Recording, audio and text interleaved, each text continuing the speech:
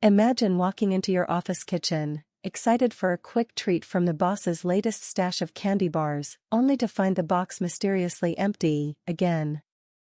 But what if I told you it wasn't a coincidence?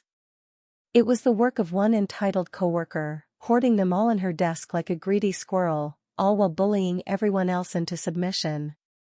Hi, I'm your narrator, and today, we're diving into a Reddit revenge story that's equal parts infuriating and oh so satisfying.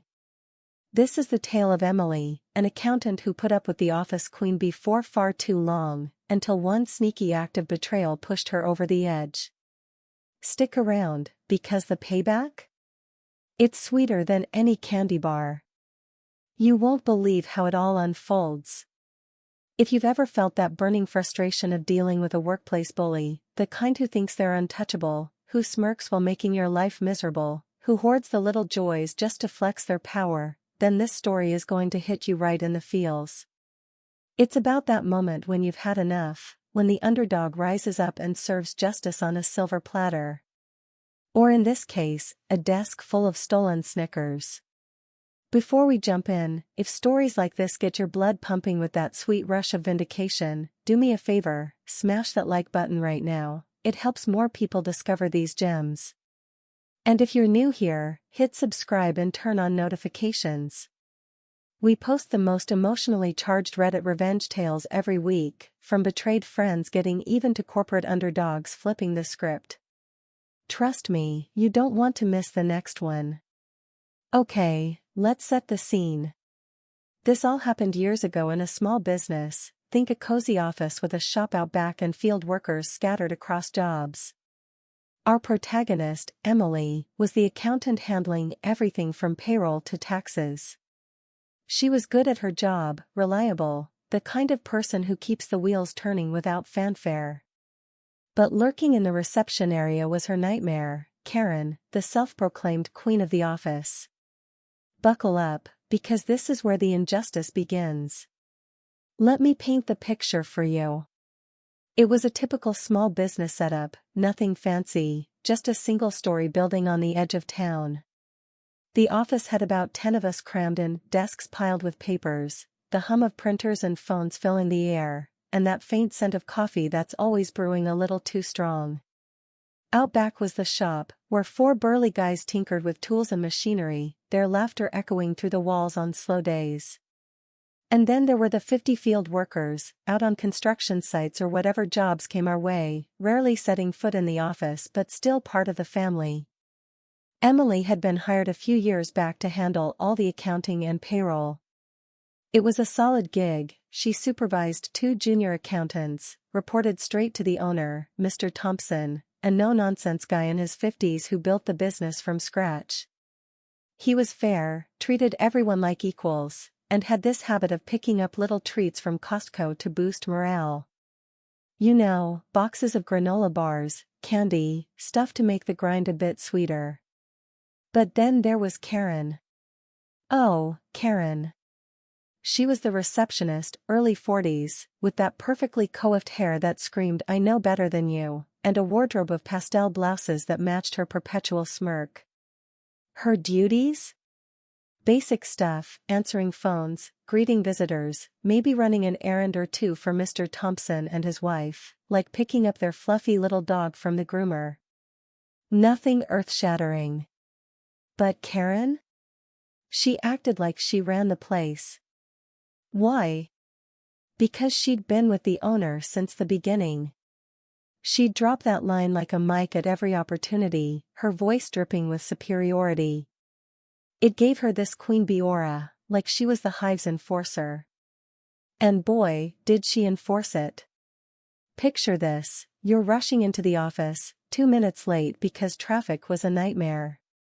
You push through the door, heart pounding from the sprint, only to be met with Karen's raised eyebrow. She'd dramatically lift her arm, tap her watch with a manicured nail, tap, tap, tap, and let out this exaggerated sigh. No words needed, her look said it all, "You're beneath me." It wasn't just annoying, it chipped away at you, day after day, making you feel small, like a kid caught sneaking in after curfew. Have you ever had someone like that in your life? That coworker who turns every tiny infraction into a power play? For Emily, it was a daily grind. And it didn't stop there. Karen loved to bully. If Mr. Thompson asked her to relay a message to Emily, something simple like "Emily, can you pull the quarterly reports?" she'd saunter into the office like she owned it. Door swings open without a knock, she'd plant herself in front of the desk, arms crossed, smirk widening. "The boss says you need to get those reports done. Now." Her tone? Like she was laying down the law, not passing a note. Who does she think she is? Emily would think, her fists clenching under the desk, but she'd bite her tongue. Confrontation wasn't her style, not yet. The real kicker?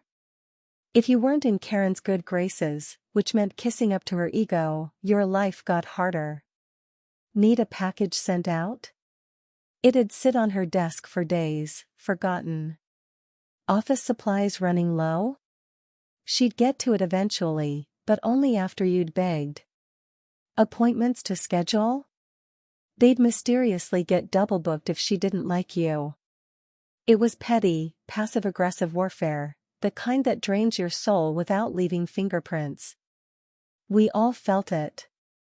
Emily's two supervisors would whisper about it in the break room, their voices low, eyes darting to the door.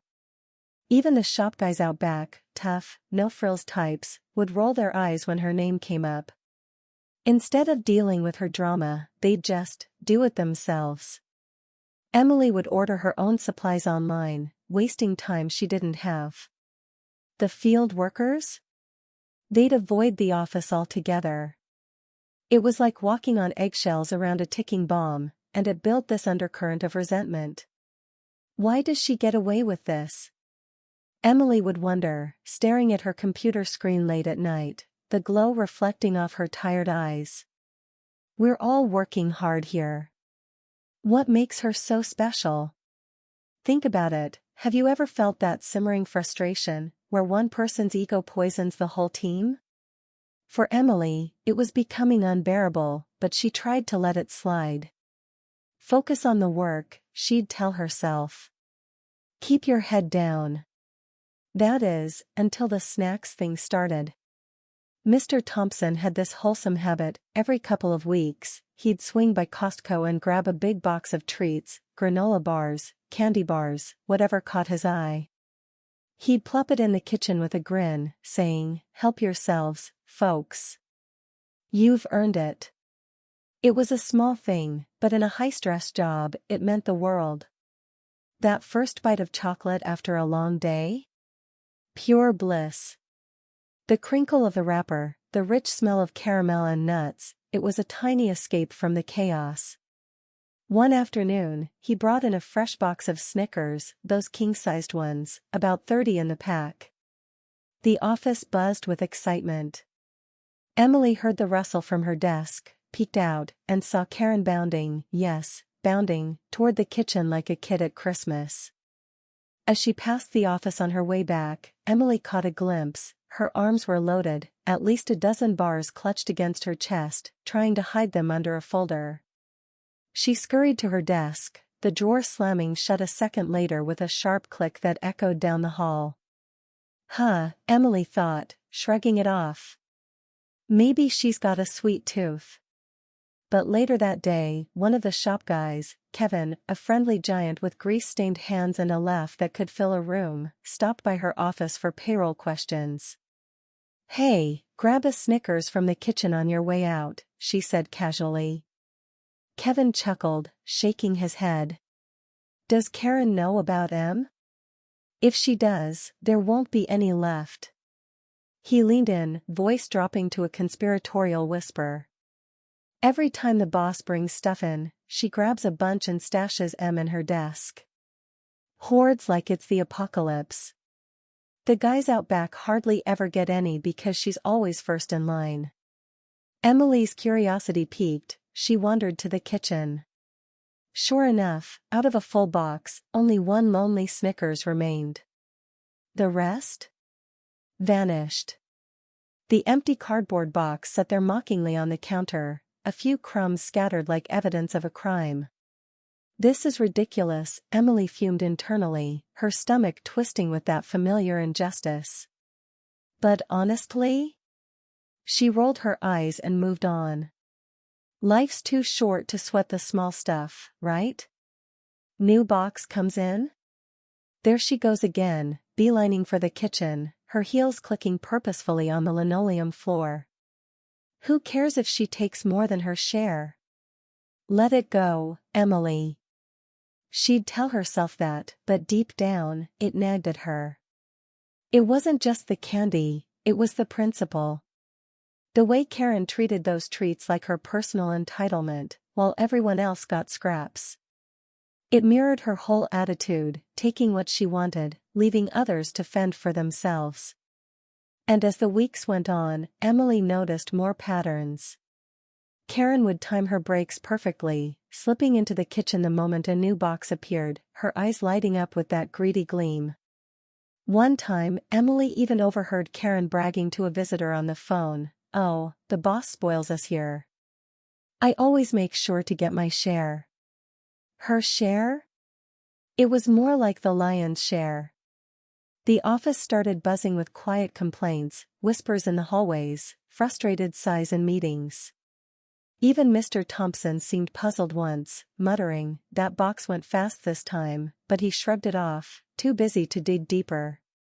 Emily tried to ignore it, focusing on her ledgers and calculations, the steady click of her keyboard a rhythm to drown out the annoyance.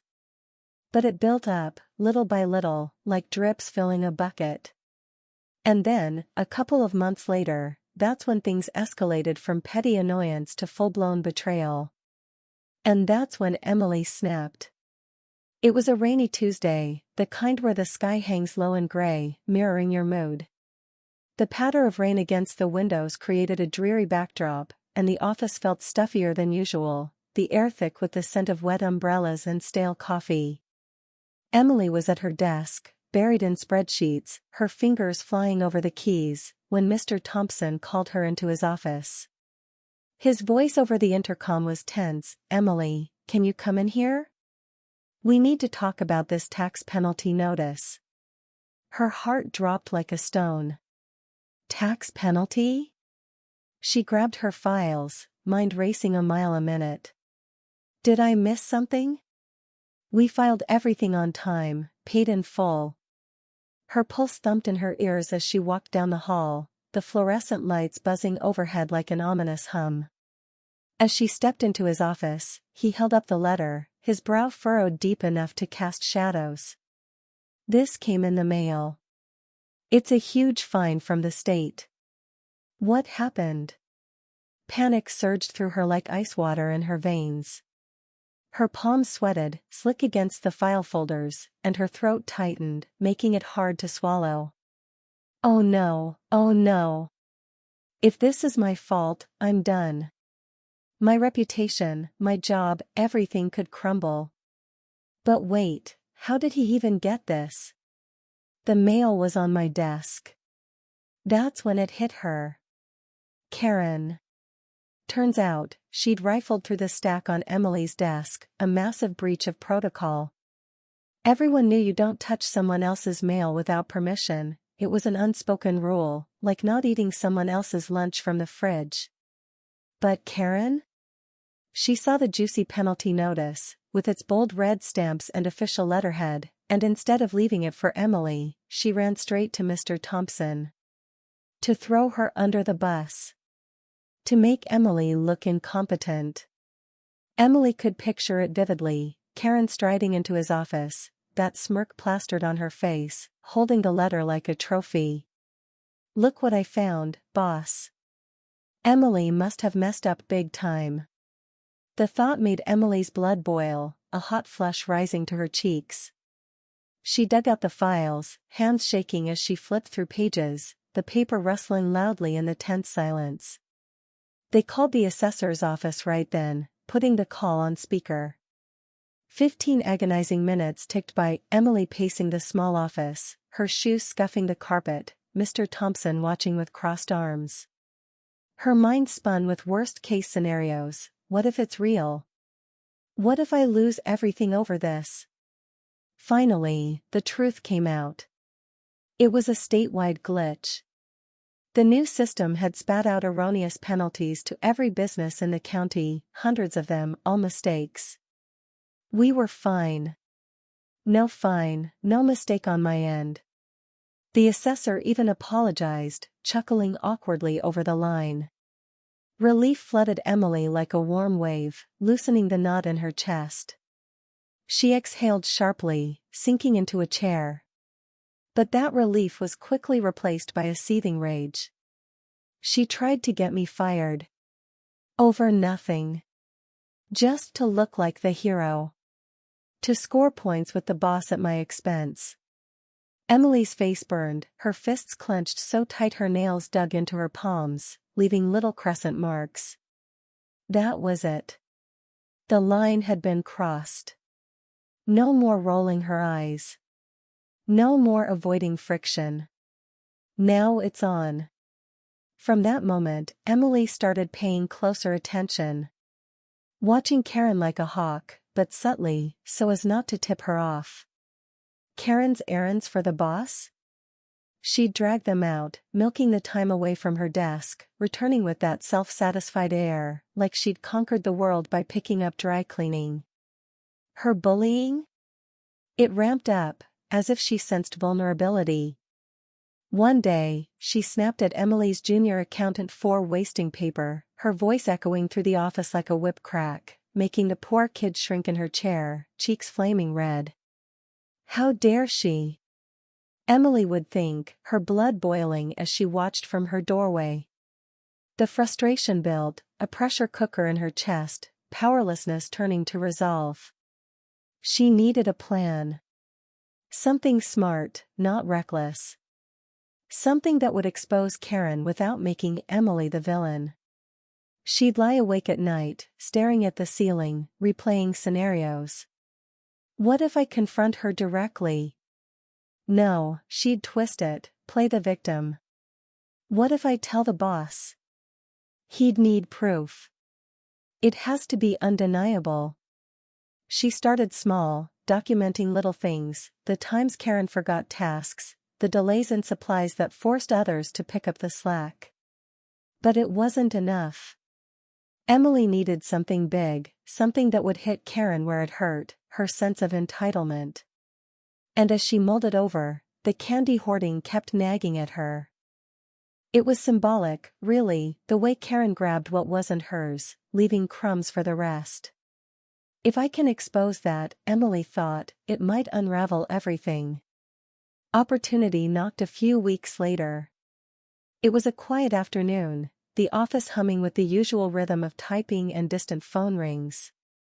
Karen was out on one of her errands, picking up dry cleaning for Mrs. Thompson, no doubt taking her sweet time, stopping for a coffee or browsing shops on company time. Emily was chatting with Mr. Thompson near Karen's desk when he muttered, "Where does she keep the paper clips? I need some for this report." This is it, Emily's mind raced, a spark of excitement igniting in her chest. She helpfully joined the search, opening drawers one by one, her heart pounding with anticipation. They hit the jackpot, her bottom drawer, like opening a pirate's treasure chest.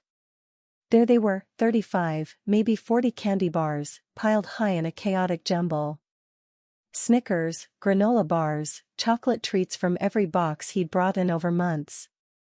The air smelled sickly sweet, like a candy shop mixed with office dust, and the wrappers crinkled softly as they pulled them out, revealing the sheer volume of her stash.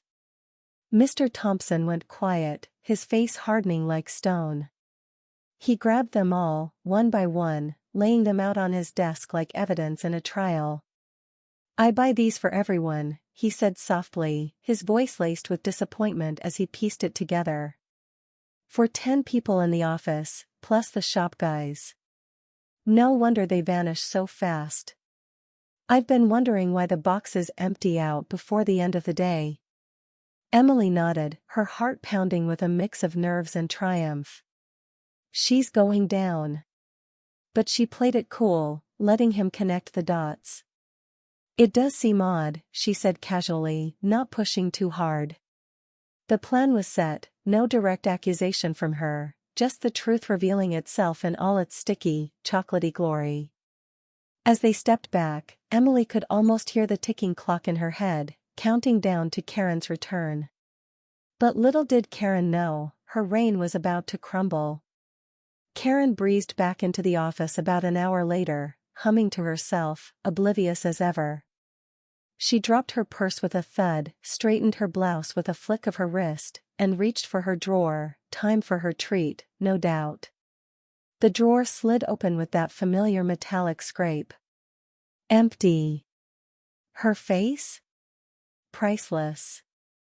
Confusion first, brow furrowing, head tilting like she couldn't believe her eyes. Then shock, eyes widening like saucers, pupils dilating in the harsh office light. She rummaged frantically, papers flying out in a flurry, as if the candy might magically reappear from some hidden corner.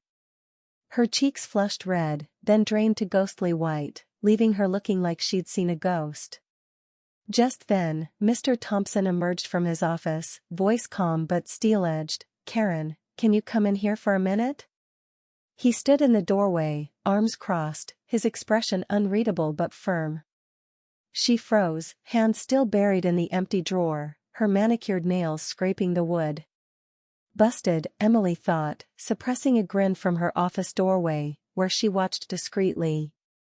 Karen shuffled in, her heels dragging on the floor, the door clicking shut behind her with a finality that hung in the air. The office went silent, everyone pretending to work but ears straining.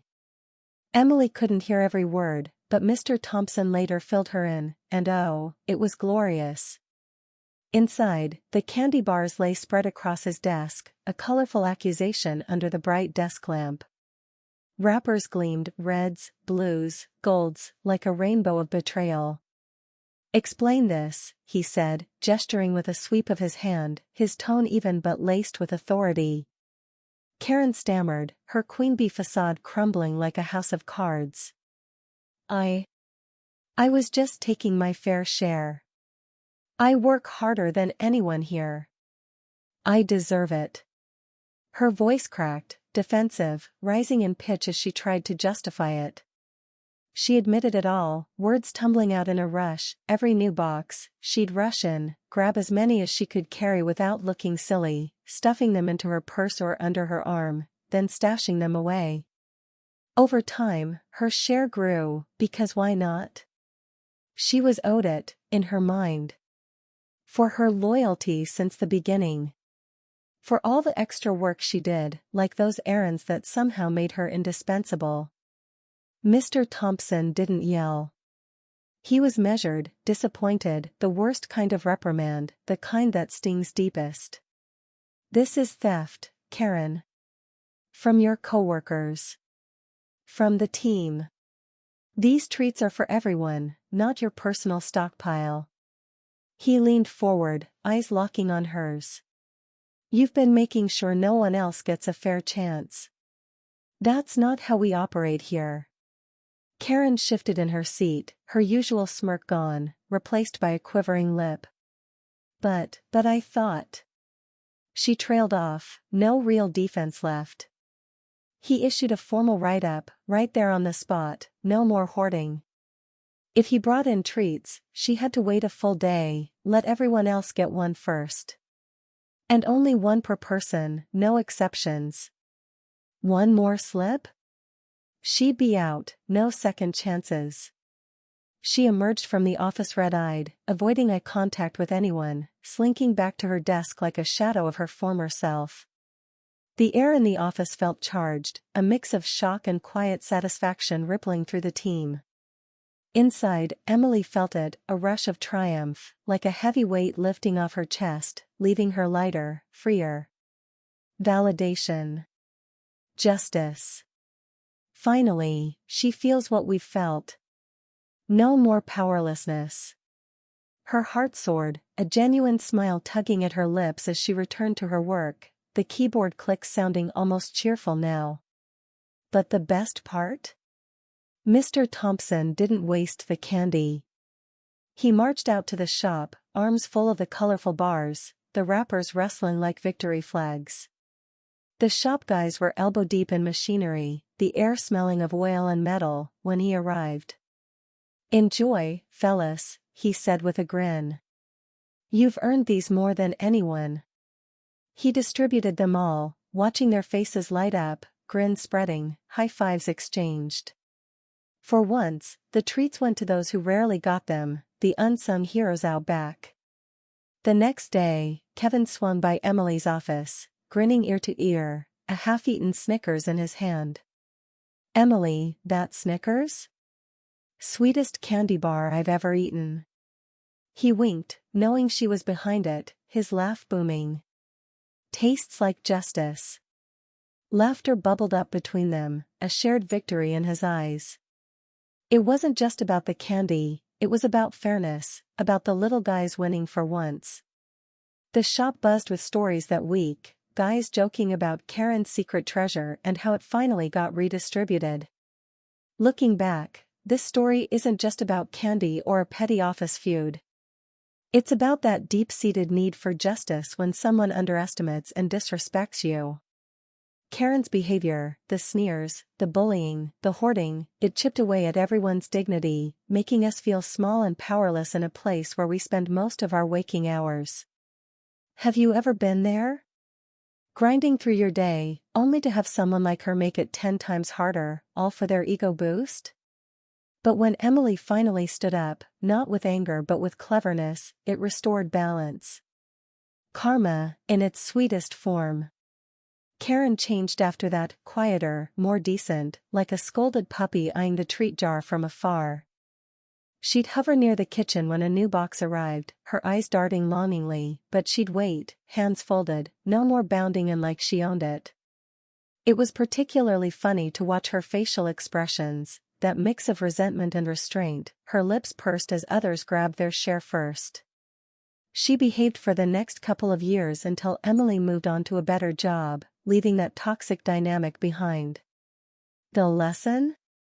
Sometimes, revenge isn't about destruction, it's about exposure. Letting the truth do the work, shining a light on the shadows. Patience and opportunity can turn the tables, turning powerlessness into empowerment. And doesn't that feel good? Justice served not with a bang, but with a quiet, satisfying reveal. If you've ever been in Emily's shoes, craving that validation, remember, the underdog's moment often comes when least expected.